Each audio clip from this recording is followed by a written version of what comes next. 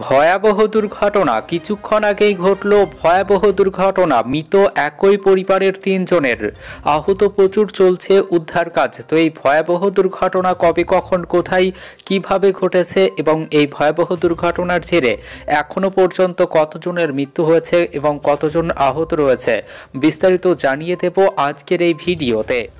সরস্বতী পুজোর সকালেই বিষধের মেঘ, ভয়াবহ পথ দুর্ঘটনায় মৃত্যু হলো একই পরিবারের ৩ জনের। এদিন সকালে মর্মান্তিক এই দুর্ঘটনা ঘটেছে মুর্শিদাবাদের বহরমপুর থানার অন্তর্গত বহরমপুর সাঁইথিয়া রাজ্য সড়কের চারাতলায়।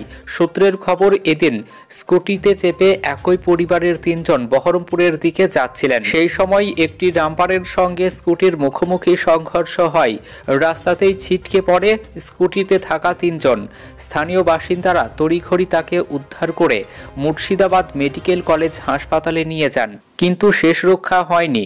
কর্তব্যরত চিকিৎসকরা তাদের মৃত বলে ঘোষণা করেন। এদিকে মৃত্যুর খবর চাউর হতেই ক্ষোভে ফুঁসতে থাকেন এলাকার বাসিন্দারা। রাস্তা অবরোধ করে চলতে থাকে বিক্ষোভ। উত্তেজনার খবর পেয়ে এলাকায় বিশাল পুলিশ বাহিনী।